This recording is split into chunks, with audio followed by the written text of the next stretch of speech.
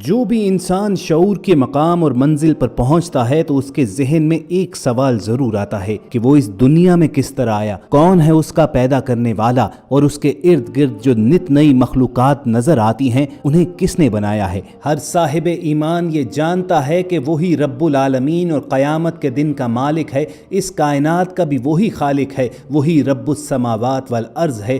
تمام انسان اور جتنی بھی ذی حیات اس دنیا میں موجود ہے، حتیٰ کہ ذرہ ذرہ اور پتا پتا اس کی توحید پر دلالت کرتا ہے۔ وہی بڑی عظمت، بڑی شان و کبریائی اور زبردست قدرت و حکمت والا ہے، وہ جو چاہتا پیدا کرتا ہے۔ بلا شبہ جتنی وسیع یہ ہماری کائنات ہے، اس سے کہیں زیادہ آئے روز نت نئی مخلوقات کا اضافہ بھی ہو رہا ہے۔ قرآن مجید نے جا بجا کائنات کی وسعت اور اس میں اضافے کا ذکر فرمایا ہے۔ ارشاد باری تعالیٰ ہے، تمام تعریفیں اللہ کے لیے ہیں جو آسمانوں اور زمین کا پیدا فرمانے والا ہے، اور تخلیق میں وہ جس قدر چاہتا ہے اضافہ اور توسیع فرماتا ہے۔ کائنات میں موجود مخلوقات کی حتمی تعداد بھی اللہ سبحانہ تعالیٰ کے علم میں ہے۔ ارشاد فرمایا، وہ ایسی مخلوقات کو پیدا فرماتا جا رہا ہے جسے تم آج نہیں جانتے۔ سائنس کی بے پناہ ترقی کے باوجود کوئی دن ایسا نہیں گزرتا ہے کہ جب ہواؤں میں، زمین پر، سمندر کی گہرائیوں میں کسی نہ کسی نئی مخلوق کا علم نہ ہوتا ہو، اور بلا شبہ یہ اللہ رب العزت کی شان تخلیق اور قدرت ہی ہے کہ جو انسان کے سوچ کے احاطے سے بھی باہر ہے۔ وہ جو اللہ تعالیٰ کی تخلیقی قدرت کے منکر ہیں، اس پر شک کرتے ہیں، وہ اکثر یہ سوال اٹھاتے ہیں کہ کیا اللہ کے علاوہ بھی کوئی خالق ہے؟ اللہ نے کیا کیا پیدا فرمایا؟ کیا اللہ کے علاوہ مخلوق بھی یہ کام کر سکتی ہے؟ اللہ بھی بناتا ہے، انسان بھی بناتا ہے، ان دونوں میں فرق کیا ہے؟ فرق یہ ہے کہ اللہ تعالیٰ پیدا کرتا اور بناتا ہے، اور انسان اسی کی پیدا کردہ چیزوں میں سے اللہ ہی کے عطا کردہ علم اور توفیق سے آگے کریٹ کرتا ہے۔ عقل یہ تسلیم کرتی ہے کہ ہر مخلوق کے لیے خالق یعنی پیدا کرنے والی ذات کی ضرورت ہے، اسی لیے ماضی اور مستقبل میں آنے والی ساری کائنات کے لیے کسی ایسے خالق کا ہونا ضروری ہے جس نے ان کو وجود بخشا ہو، کیونکہ کائنات کی کسی بھی مخلوق کا خود بخود یا اتفاقی طور پر وجود میں آ جانا ناممکن ہے، کیونکہ کوئی بھی اپنے آپ کو پیدا نہیں کر سکتا۔ اس لیے بھی کہ ہر فنا ہونے والی چیز کے لیے کسی فنا کرنے والی ذات کا ہونا ضروری ہے،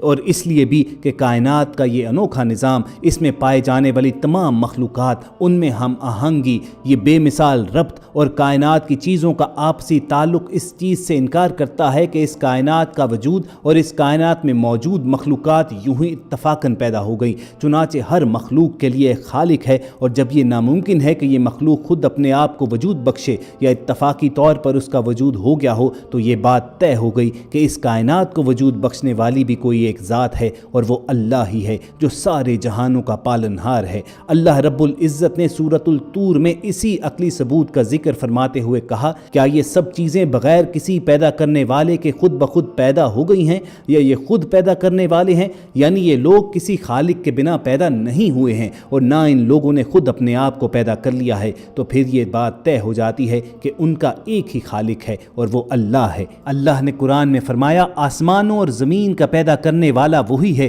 اسی نے تمہارے لیے تمہاری ہی جنس کے جوڑے بنائے اور چوپایوں کے بھی جوڑے بنائے، اور اسی طریق پر تم کو پھیلاتا رہتا ہے، اس جیسی کوئی چیز نہیں، وہ دیکھتا اور سنتا ہے۔ آسمان پر اڑتے ہوئے پرندوں کو دیکھیں تو سائنسدان پرندوں کے پروں کی صناعی پر تحیر زدہ ہیں۔ پرندوں کے پنکھ، چونچ، دم، پاؤں، سر، جسم کے ایک ایک حصہ کاریگری میں معجزہ ہے۔ اسی لیے اللہ رب العزت نے اپنی تخلیقی شان کو اجاگر کرنے کے لیے قرآن کریم میں فرمایا، کیا انہوں نے اپنے اوپر پرندوں کو نہیں دیکھا جو پروں کو پھیلائے رہتے ہیں اور ان کو سکیڑ بھی لیتے ہیں؟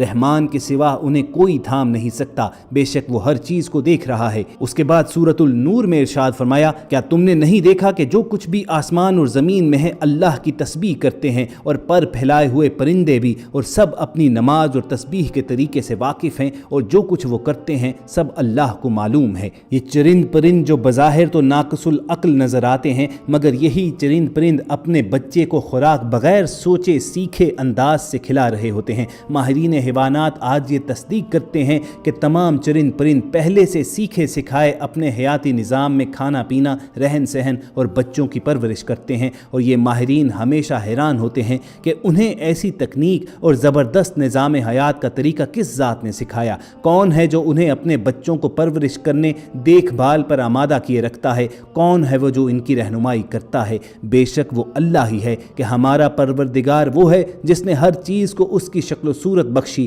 پھر راہ دکھائی۔ ساری کائنات میں اللہ سبحانہ تعالیٰ کی بادشاہت و حاکمیت ہے۔ وہ جو چاہتا کرتا ہے، وہ جو چاہتا پیدا فرماتا ہے۔ اپنی شان تخلیق کا ذکر کرتے ہوئے اللہ رب العزت نے قرآن کریم میں فرمایا، ایک آیت کا مفہوم ہے کہ جب وہ کسی چیز کے پیدا کرنے کا ارادہ کرتا ہے تو محض کن فرماتا ہے اور وہ کام ہو جاتا ہے۔ زمین پر چلتے ہوئے آسمان سے باتیں کرنے والے عظیم الجثہ جانوروں کو دیکھیے، جن کا قد و قامت ایسا ہے، جن میں طاقت اس قدر ہے کہ اگر اللہ تعالیٰ انہیں انسان کا مطیع و فرما بردار نہ بناتا تو شاید روئے ارض سے وہ انسانوں کو ختم ہی کر ڈالتے۔ زمین پر رینگنے والے حشرات الارض پر نظر دوڑائیے تو ایسی ایسی نایاب نسل کی چیزیں ملتی ہیں کہ انسانی عقل دنگ رہ جاتی ہے۔ بلا اختیار ذہن یہ سوچنے پر مجبور ہو جاتا ہے کہ کون ہے اس کارخانہ قدرت کا مالک، کون ہے جو یہ تمام تخلیقات کر رہا ہے، جو ایسی چیزوں پر قادر ہے جو انسانی ذہن میں آ بھی نہیں سکتی۔ بلا شبہ یہ تمام مخلوقات اللہ تعالیٰ کی نشانیاں ہیں، اور جب کوئی ان نشانیوں پر غور کرتا ہے تو اللہ تعالیٰ اسے راہ ہدایت پر رکھتا ہے اور وہ اپنی منزل مقصود پر پہنچ جاتا ہے۔ زمین و آسمان تو رہے ایک طرف، سمندر کی گہرائی میں ایک پوری دنیا آباد ہے۔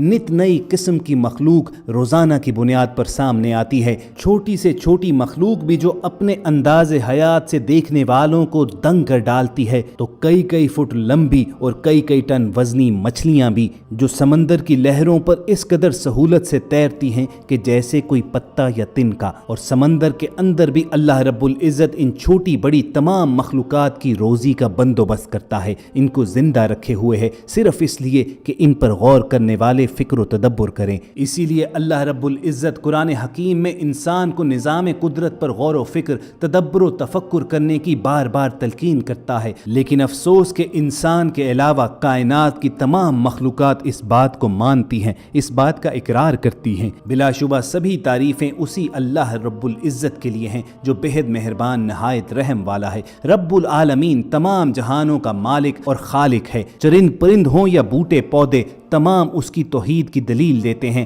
وہی بڑی عظمت، بڑی شان و کبریائی اور زبردست قدرت و حکمت والا ہے۔ وہی یکتا اور بے مثال ہے، سب سے بے نیاز، سب اسی کے محتاج ہیں۔ ساری کائنات میں اللہ رب العزت کی بادشاہت و حاکمیت ہے۔ وہی حاجت روا اور سب سے اعلیٰ ہے۔ تمام اختیارات اللہ سبحانہ تعالیٰ کے قبضہ و قدرت میں ہیں، اور اپنی مخلوقات کے ذریعے ہی اپنے وہ اختیارات انسانوں کے سامنے لاتا ہے۔ ہمارے آج کے ویلاگ کا مقصد کچھ ایسی ہی نشانیاں، کچھ ایسے ہی نشان قدرت آپ کے سامنے رکھنے تھے جو بلا اختیار آپ کو اللہ رب العزت کی طرف لیے چلیں۔ اور اگر ہم اس کاوش میں کامیاب ہوئے ہیں تو اس ویڈیو کو لائک کر کے فیس بک اور واٹس ایپ کے ذریعے دوسروں کے ساتھ شیئر کریں، اور ایسی ہی خوبصورت ویڈیوز فیوچر میں حاصل کرنے کے لیے ریڈ بٹن پر کلک کر کے اور بیل آئیکن کو پریس کر کے ہمارے سبسکرائبرز بن جائیے۔